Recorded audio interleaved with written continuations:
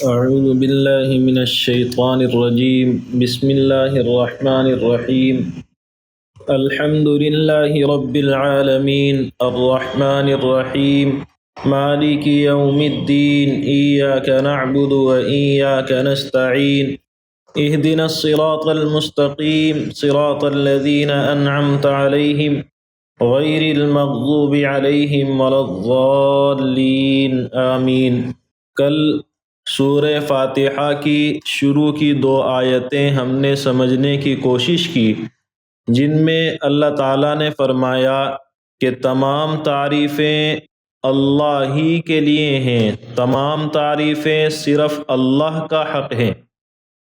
وجہ وہاں سامنے آ چکی تھی، دنیا کی ہر مخلوق، آپ کے پاس موجود دنیا کی ہر نعمت، آپ کا ہر ہنر، آپ کا ہر کمال صرف اور صرف اللہ تعالیٰ کا عطا کیا ہوا ہے۔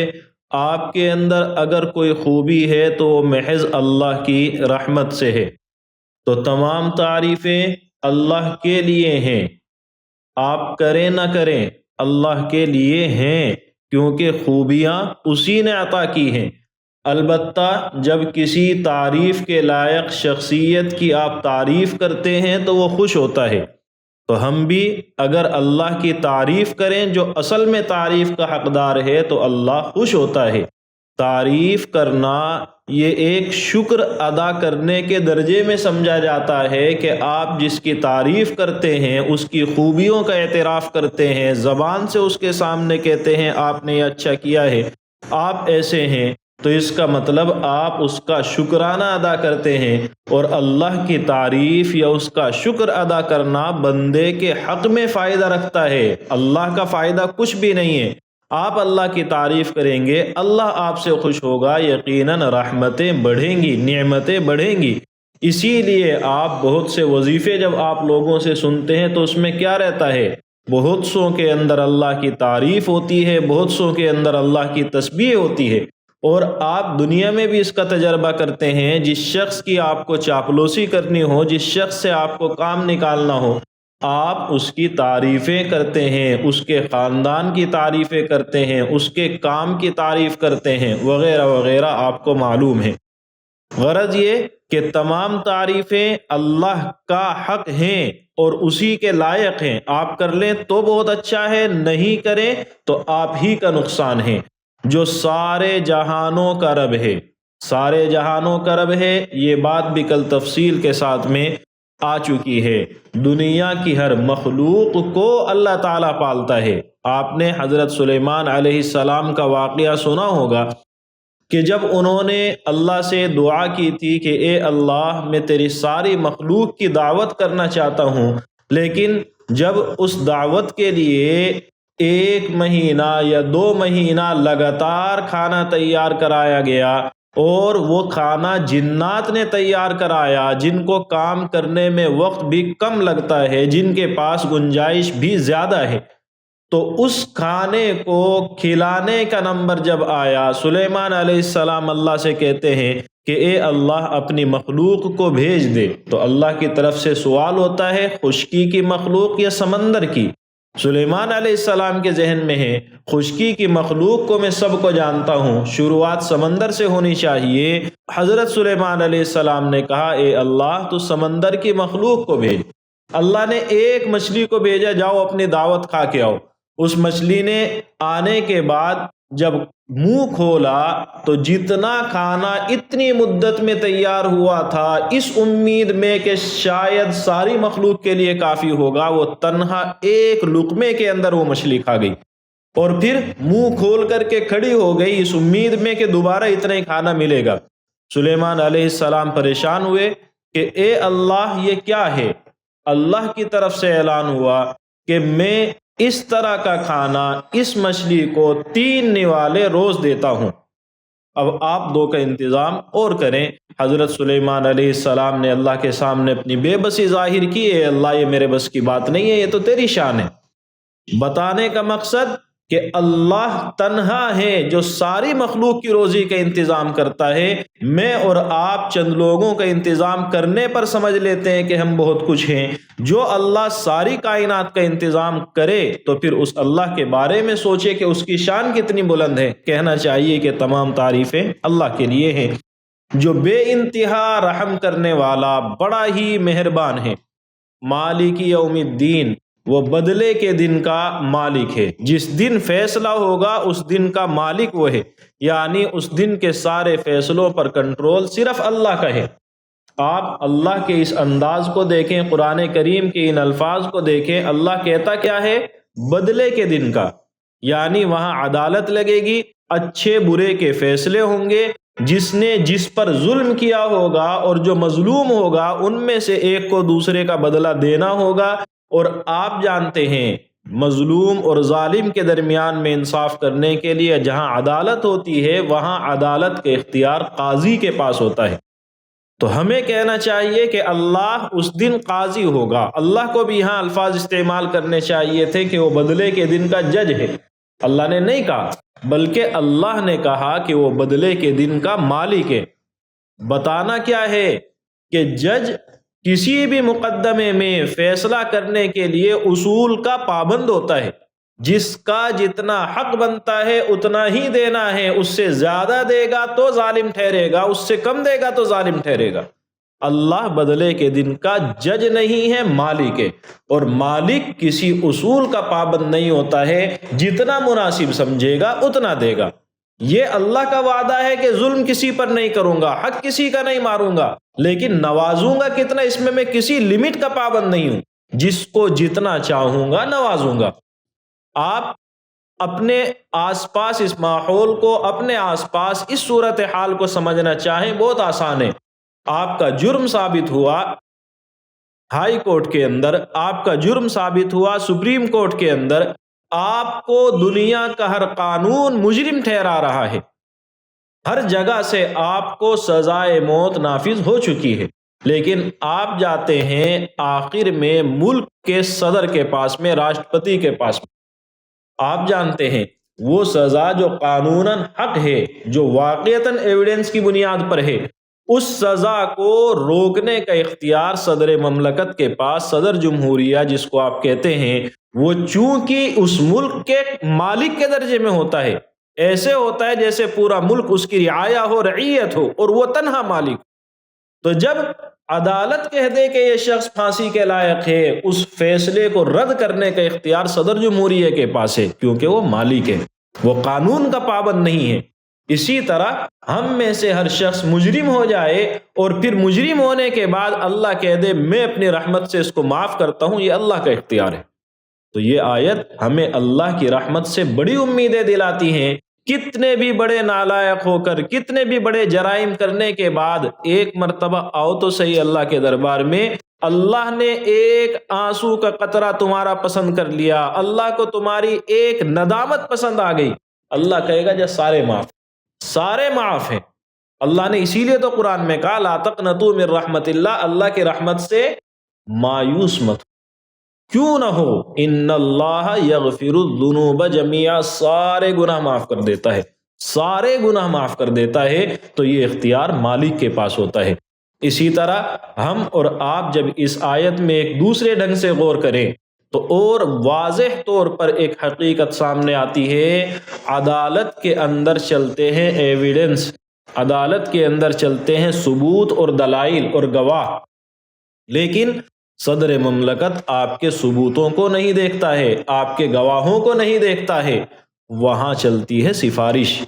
آپ اپنے بے بسی کو ظاہر کر دیں، اپنی مجبوری کو ظاہر کر دیں اور ثابت کر دیں کہ میں ایسے ایسے مظلوم ہوں، ایسے ایسے میرے سامنے حالات ہیں، یا پھر آپ کسی ایسے شخص کی سفارش لے کر کے جائیں جو اس کا محبوب ہو، جس کے سامنے آپ سفارش لے کر کے جا رہے ہیں، تو مسئلہ حل ہوتا ہے۔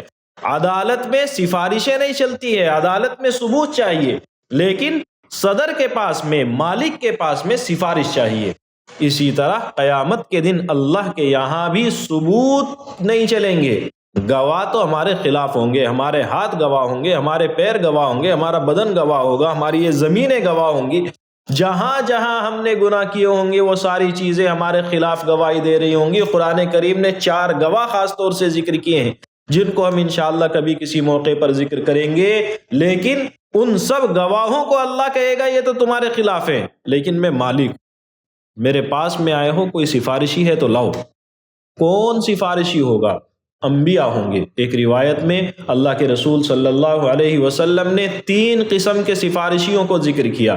ایک انبیاء کی جماعت جو سفارش کرے گی، دوسرے شہداء کی جماعت جو سفارش کرے گی، اور تیسرے علماء کی جماعت۔ وہ اہل حق باعمل علماء جو اللہ کے قریب رہے، انہیں ایک بڑی جماعت کے حق میں سفارش کرنے کا اختیار ملے گا۔ شہداء کو ایک بڑی جماعت کے حق میں سفارش کرنے کا اختیار ملے گا۔ انبیاء کرام علیہم الصلاۃ والسلام کی سفارش کا تو عالم ہی کیا ہے، آخر میں حضرت نبی اکرم صلی اللہ علیہ وسلم کی سفارش کا عالم کیا ہے آپ سمجھتے ہیں؟ قیامت کے دن جب حساب نہیں ہو رہا ہوگا، جب اللہ کا غصہ انتہا پر ہوگا، اس وقت میں اگر کسی کی سفارش پر حساب ہوگا تو وہ ایک نبی ہی ہوں گے، ہمارے نبی ہوں گے۔ جب امتی جہنم میں جا رہے ہوں گے، ان میں سے وہ لوگ جنہوں نے کلمہ پڑھ رکھا تھا، جن کے دل میں ذرہ برابر ایمان ہوگا، ان سب کو نجات دلانے والے نبی اکرم صلی اللہ علیہ وسلم ہوں گے۔ البتہ بعض لوگ جن کے دل میں رائی کے دانے کے برابر ہوگا ایمان ہوگا، ان لوگوں کو اللہ تعالیٰ اپنی رحمت سے نجات دے گا، جن کو عتقاء الرحمن کہتے ہیں۔ لیکن ہمیں یہاں سمجھنا یہ کہ انبیاء کی سفارش پر بڑی جماعت اللہ تعالیٰ جہنم سے ان کی نجات کے فیصلے کرے گا۔ شہداء کی سفارش پر، صالحین کی سفارش پر، عام نیک مومن بندہ جو جنتی ہو چکا ہے اس کی سفارش سنی جائے گی۔ چنانچہ ایک حدیث کے اندر ہے کہ ایک شخص جب جنت میں جا رہا ہوگا، ایک جہنمی جس کے بارے میں جہنم کا فیصلہ ہو چکا ہوگا، وہ اس جنتی سے کہے گا، اے فلاں، اس وقت جب تو وضو کرنے کے لیے چاہ رہا تھا، پانی تیرے پاس میں نہیں تھا، میں نے تجھے وضو کا پانی دیا تھا، تو میری سفارش کر دے۔ وہ اللہ سے سفارش کرے گا، اللہ تعالیٰ اس کو جہنم سے نجات دے دے گا۔ ایک جہنمی ایک جنتی کو کہے گا، میں نے فلاں وقت تجھے ایک قطرہ پانی، ایک گھونٹ پانی پلایا تھا، اپنے رب سے سفارش کر دے، مجھے نجات دلا دے۔ وہ اللہ سے سفارش کرے گا، اللہ نجات دے گا۔ قیامت کے دن کا ایک اللہ کا فیصلہ بڑا ہی عجیب ہے جو کوئی جج نہیں کر سکتا ہے، صرف اللہ کر سکتا ہے، صرف مالک کر سکتا ہے۔ اللہ کہتا ہے میں مالک ہوں۔ وہ کیا ہے؟ والذین آمنوا واتبعتهم ذریتهم بإیمان الحقنا بهم ذریتهم وما التناهم من عملهم من شیء۔ وہ لوگ جو ایمان لائے ہیں، ان کی اولاد بھی ایمان کے راستے پر، ان کے نقش قدم پر چلی ہے، لیکن ہوا یہ کہ اولاد کے جو اعمال ہیں وہ والدین کے اعمال کے لیول پر نہیں ہیں، کمزور ہیں، یا والدین کے جو اعمال ہیں وہ اولاد کے پیمانے پر نہیں آتے ہیں۔ لیکن اللہ تعالیٰ چاہتا ہے میرے یہ بندے جو والدین اور اولاد کے رشتے میں جڑے ہیں، جو بیوی اور شوہر کے رشتے میں جڑے ہوئے ہیں، جو زندگی بھر ایک ساتھ رہے تھے، تو اب ایک جنت میں وہاں رہے، دوسرا جنت کے اندر رہے لیکن نیچے رہے، جانے دو، جو نیچے والا ہے اس کا درجہ بلند کر دے گا، اللہ تعالیٰ ان کو اوپر والوں کے ساتھ رکھے گا۔ یہ حق قاضی نہیں دے سکتا ہے، قاضی اصول کا پابند ہے، اللہ کہے گا میں مالک ہوں، جاؤ جا کر کے وہاں رہو۔ تو اللہ ہمیں اس آیت کے اندر امید دلاتا ہے، بھروسہ دلاتا ہے کہ میں بدلے کے دن کا مالک ہوں۔ پھر ایک بہت مشہور معنی اس آیت کے آپ نے سن رکھے ہیں کہ آج میں اور آپ بھی سمجھ لیتے ہیں کہ ہم بھی چیزوں کے مالک ہیں، لیکن قیامت کے دن یہ حقیقت کھل جائے گی کہ ہم مالک نہیں ہیں، مالک تنہا وہ ہے۔ یعنی اس دن اللہ کی بادشاہت سب کے سامنے کھلی ہوئی ہوگی، اگرچہ بادشاہت آج بھی اللہ کی چلتی ہے۔ تو اللہ نے فرمایا کہ وہ بدلے کے دن کا مالک ہے۔ ایاک نعبد و ایاک نستعین، اے اللہ ہم تیری ہی عبادت کرتے ہیں اور تجھ سے ہی مدد مانگتے ہیں۔ یہ آیت آپ نے اس حدیث کے اندر سنی ہوگی جب ذکر کیا گیا، اللہ کے رسول اللہ تعالیٰ کے ارشاد ذکر کرتے ہیں کہ اللہ کہتا ہے اس آیت کے بارے میں، ھذا بینی و بین عبدی، کہ یہ میرے اور میرے بندے کے درمیان ہے، بندہ عبادت کا وعدہ مجھ سے کرتا ہے اور مجھ سے مدد کی امید رکھتا ہے، میں اس کی مدد کروں گا، وَلِعَبْدِي مَا سَأَلَ۔ تو یہ اللہ اور بندے کے درمیان ہے۔ بندے نے کیا کہا؟ اے اللہ ہم تیری ہی عبادت کرتے ہیں، عبادت کس کو کہتے ہیں؟ عبادت کے معنی غلامی کے ہیں، لیکن غلامی دو طرح سے ہے۔ ایک وہ غلامی جس کو قرآن اور احادیث کے اندر شریعت کی نظر میں غلامی کہا جاتا ہے، اور ایک غلامی وہ ہے جس کو ہم اور آپ بھی سمجھتے ہیں، یعنی ایک شخص کے ہر اشارے پر عمل کرنا، ایک شخص کی خدمت ایسے کرنا جیسے ایک جانور ایک مالک کی کرتا ہے، وہ جانور اپنے مالک کے اشاروں پر چلتا ہے، اس کے خدمت کے جو کام ہیں جو وہ کر سکتا ہے وہ کر گزرتا ہے۔ تو ایک تو یہی ہے جو کسی زمانے میں غلام ہوا کرتے تھے، مالک نے کہا ہے یہاں کھڑے رہنا ہے تو کھڑے رہنا ہے، مالک نے کہا ہے وہاں چل کر کے جانا ہے تو چل کر کے جانا ہے، سوال کرنے کا تمہیں اختیار نہیں ہے، یہ غلامی ہے، یہ بھی اللہ کا حق ہے، اور ہم میں سے ہر شخص یہ والی غلامی اللہ کی کرتا ہے۔ اللہ جو چاہتا ہے بندہ وہی کرتا ہے۔ آپ نے کبھی نہیں چاہو گے کہ ہاسپٹل کے اندر جاؤ، لیکن اللہ نے طے کر رکھا ہے بیمار ہو کر کے جاؤ گے تو جانا پڑے گا۔ آپ کبھی نہیں چاہو گے کہ آپ کا بیٹا، آپ کا قریبی رشتہ دار دنیا سے رخصت ہو جائے، لیکن جب اللہ کا فیصلہ آئے گا اس کو جانا پڑے گا۔ آپ کا ارادہ ہے کہ مجھے آج کام پر جانا ہے، ڈیوٹی پر جانا ہے، لیکن اللہ کا فیصلہ ہے آپ کو اپنے فلاں رشتہ دار کے گھر پر جانا ہے جس کے یہاں یہ والی صورتحال ہے۔ آپ کا ارادہ ہے آج مجھے اسکول جانا ہے، اپنے بچے کو چھوڑنے کے لیے جانا ہے، لیکن پتہ چلا بچے کی طبیعت خراب ہو گئی، اس بچے کو اسکول کے بجائے آپ ہاسپٹل لے کر کے جا رہے ہیں۔ یہ سارے عوارض، اس طرح کے بے شمار حالات ہمارے سامنے آتے ہیں، وہ سارے ہماری مرضی کے خلاف ہوتے ہیں۔ ہم نہیں چاہ رہے ہوتے ہیں کہ وہ کریں، لیکن اللہ چاہ رہا ہوتا ہے تو ہمیں کرنا پڑتا ہے۔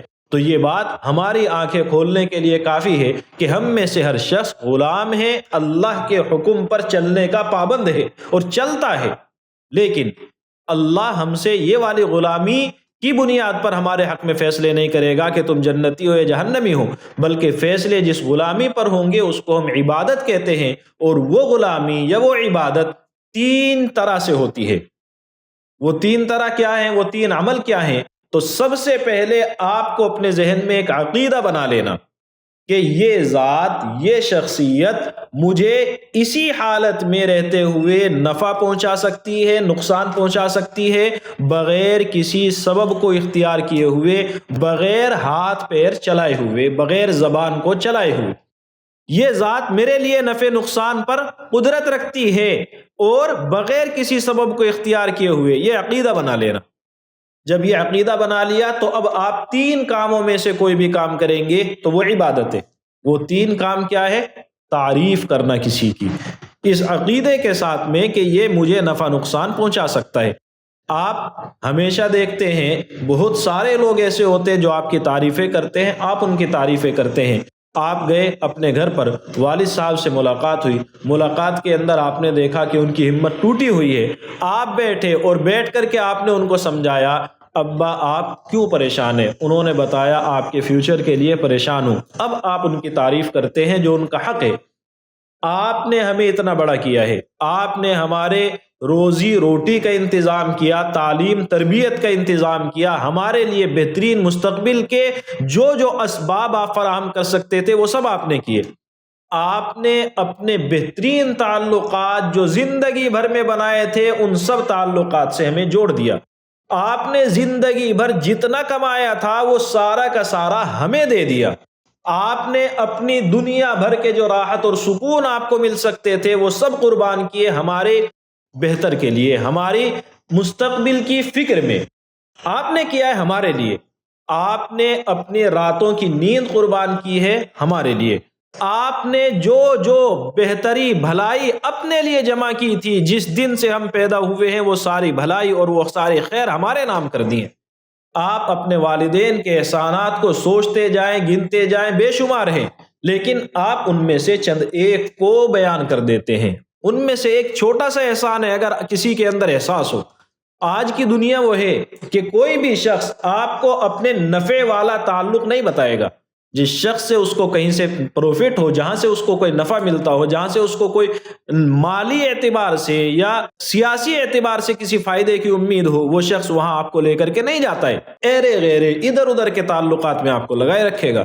لیکن باپ تنہا وہ شخصیت آپ کی زندگی میں ہوتی ہے جو اپنے سب سے بہترین نفع ور لوگوں کو آپ سے ملواتا ہے، آپ کو ان سے ملاتا ہے اور بتاتا ہے میں جو کچھ ہوں اب وہی رشتہ آپ کا ان کے ساتھ میں ہے۔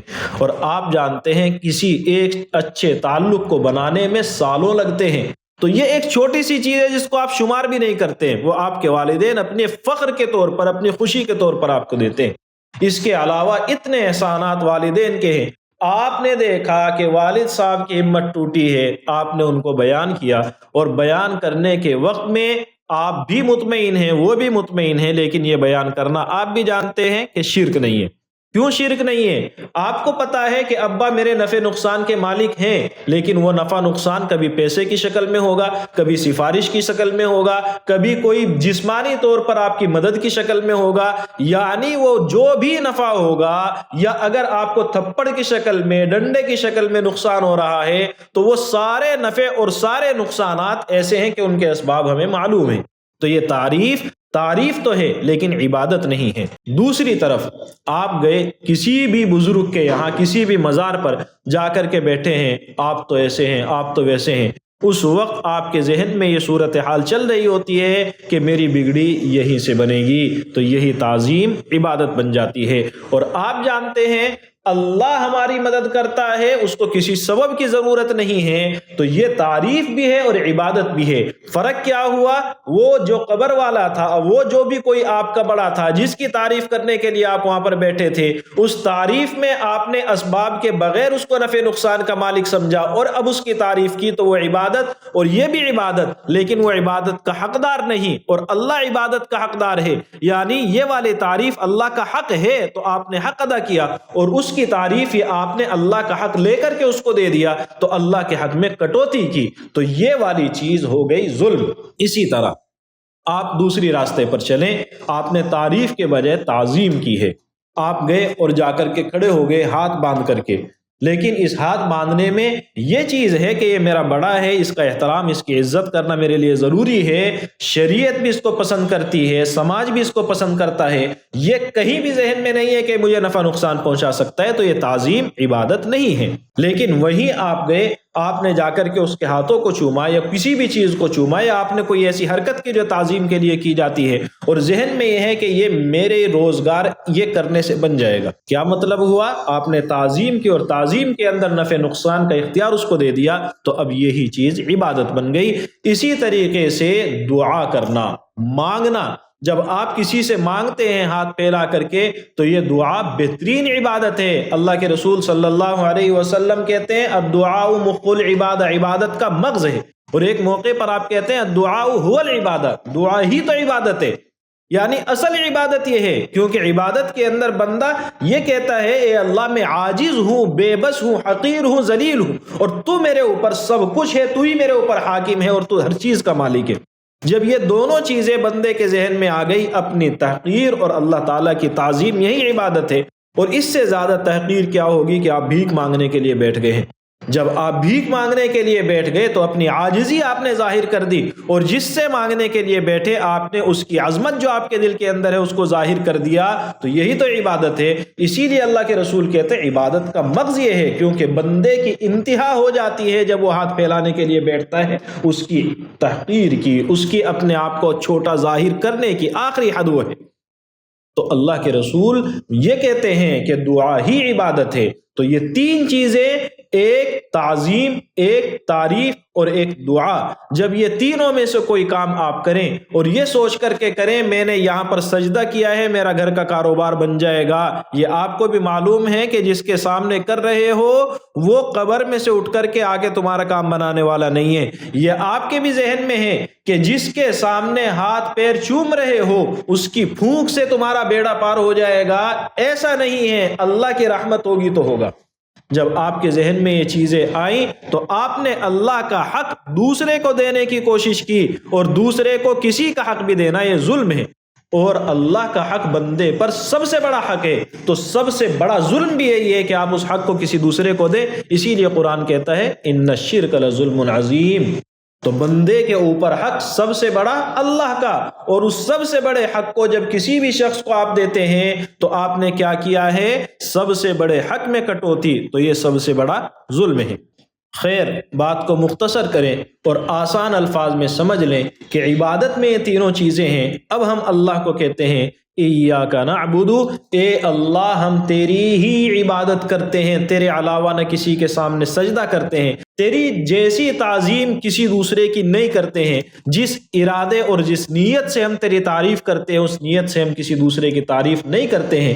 اے اللہ ہم تیری ہی عبادت کرتے ہیں، اور اے اللہ ہم تجھ سے ہی مدد مانگتے ہیں۔ اس آیت کے بارے میں کچھ چیزیں ہیں وہ انشاءاللہ ہم کل سمجھیں گے۔ اللہ تعالی ہم سب کو سمجھنے کی، عمل کرنے کی توفیق عطا فرمائے۔ وآخر دعوانا ان الحمد للہ رب العالمین۔